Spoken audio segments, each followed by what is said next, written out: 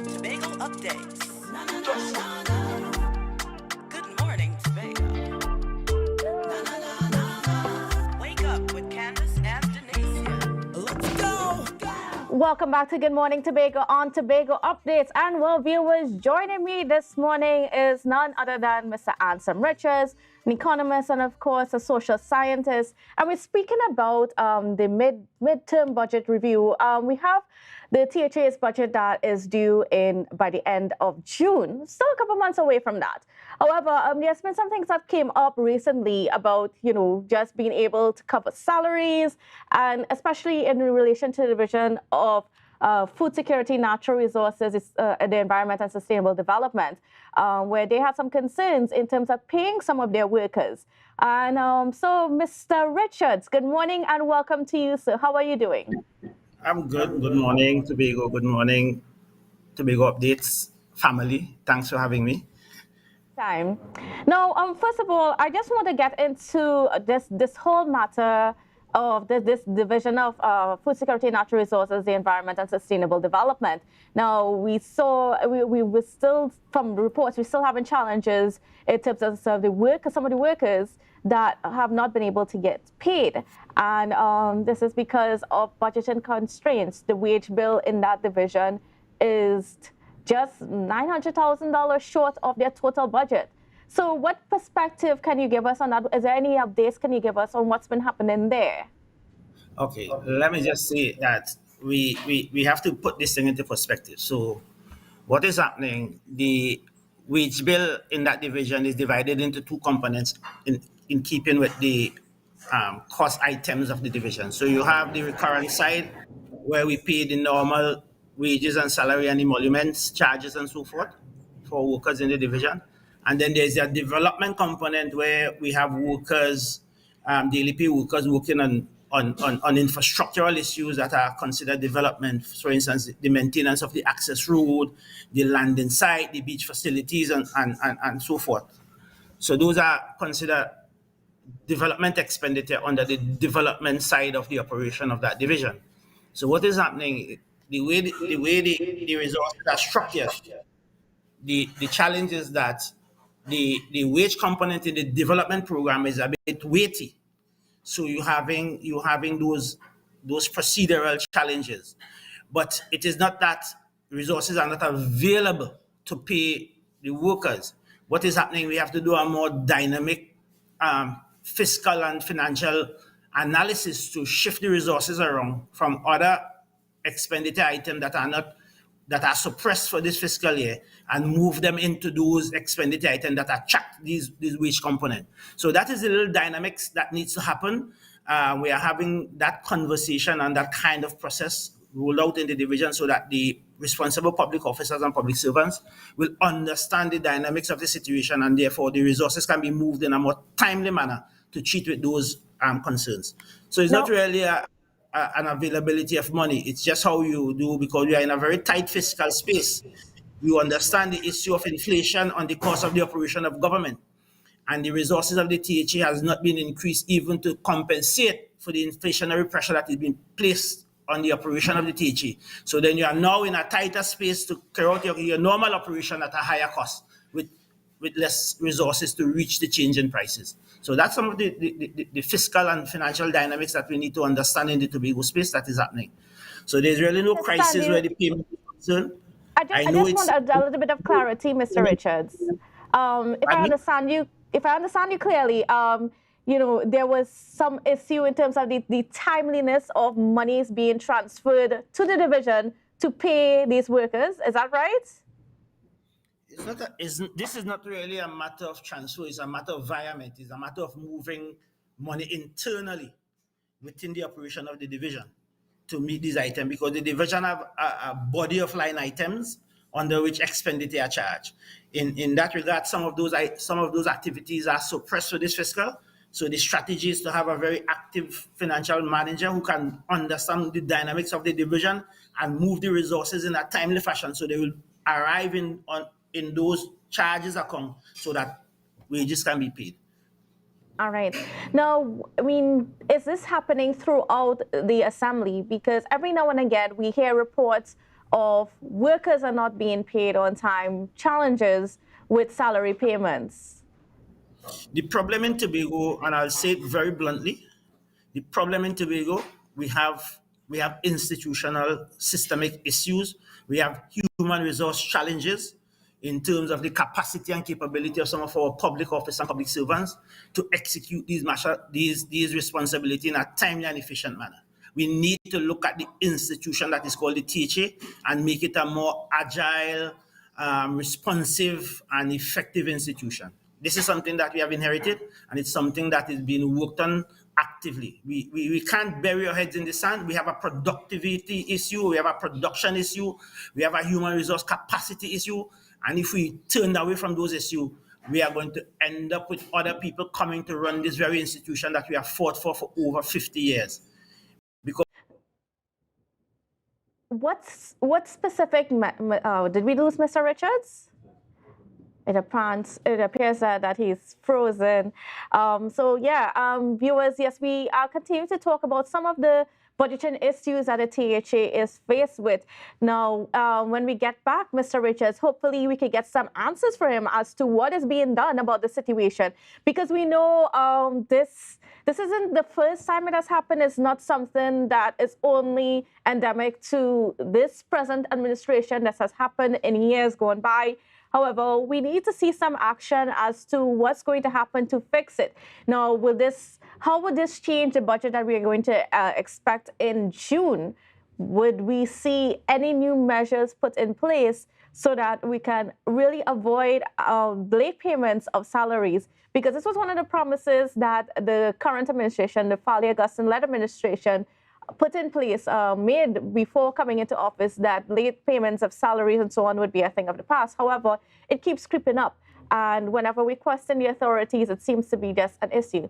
So, Mr. Richards, now that we have you back, my question to you is, what specific measures are being put in place to make sure that we don't have this problem happening, especially as we get closer to the budget? right, so these issues are administrative issues. It has to do with the management of the division, which falls really, the executive head is really the secretary, and then you have the administrator who is the accounting officer. I think we need to have a more dynamic management system at the level of the administration and the staff, looking at these issues in a timely fashion, doing the projection, moving the resources. The situation, as I see it, is very flat and mundane, and we need to create a more dynamic management of the public service. The public service cannot be just, the average sluggish, beastful bureaucracy. It has to be dynamic, agile to respond to the evolution, the evolving needs and changes of the society. And I think that we need to create the teaching into that kind of animal, if I may use that term, a more responsive institution. I think it is mundane, it is flat, and it is not, and a deficit in the capacity of some of the public officers to do this work. I make no apologies for saying that.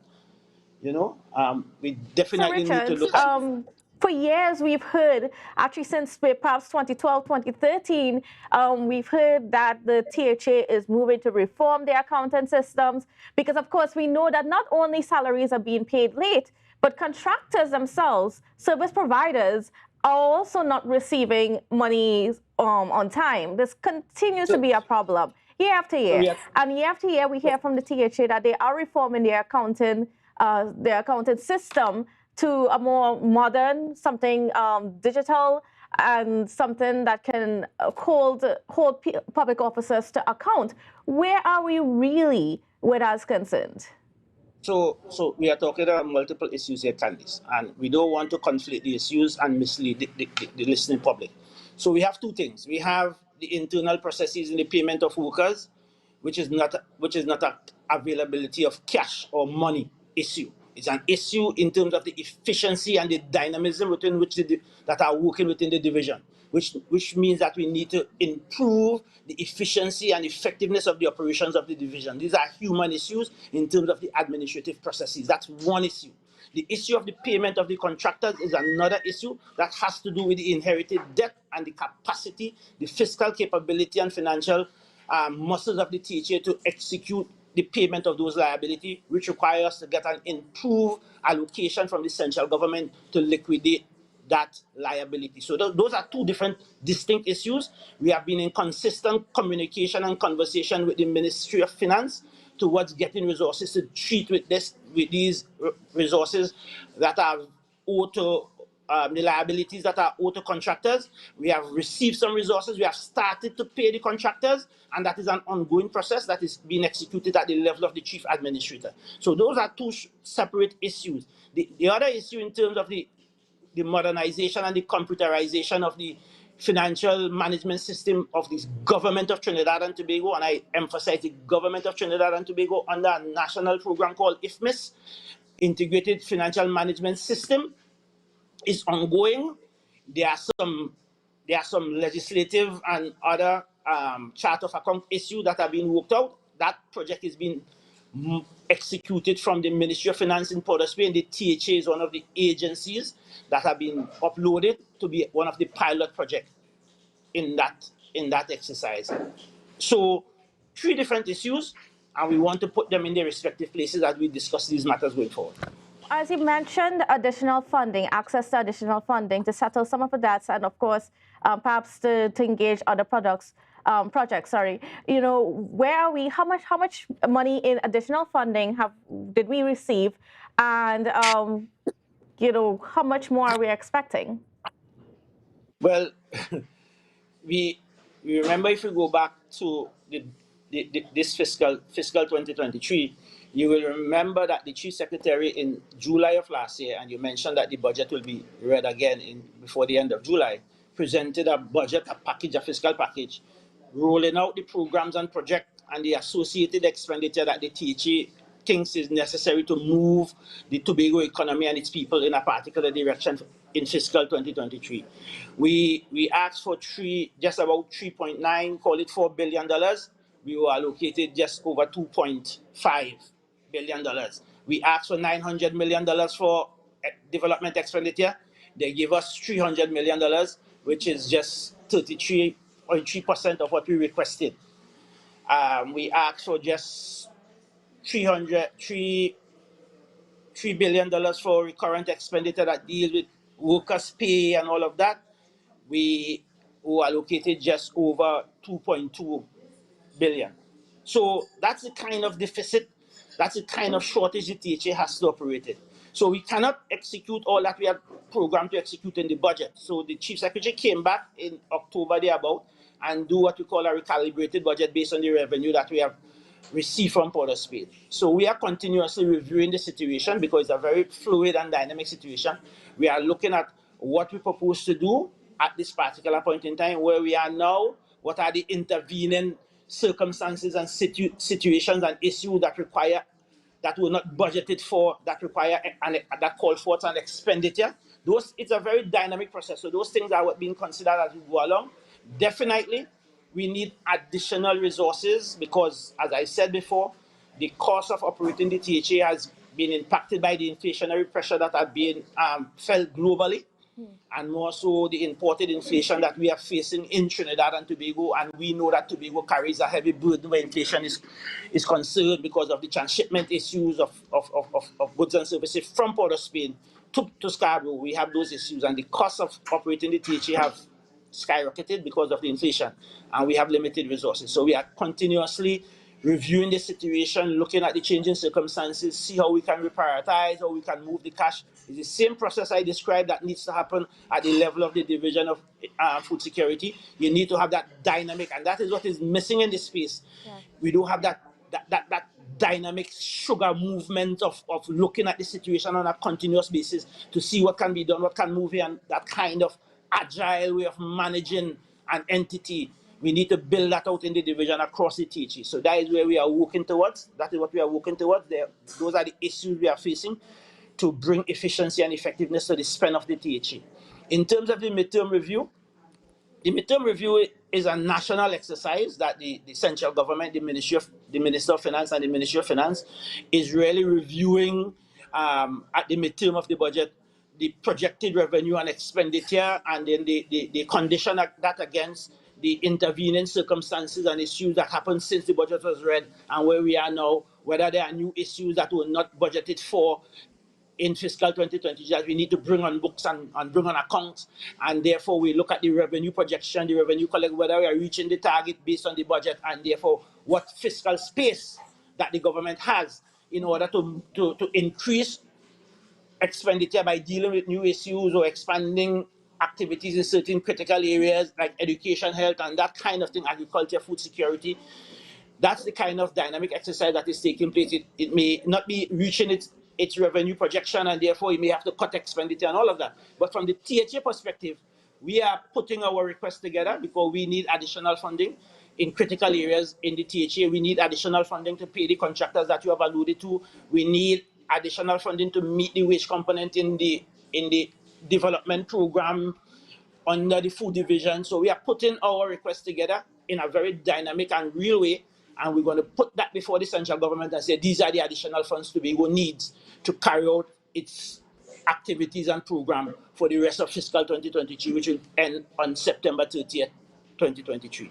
That is where we are. That's the process we are involving at the Division of Finance, and that is what the Chief Secretary and Secretary of Finance is leading as we speak to these issues.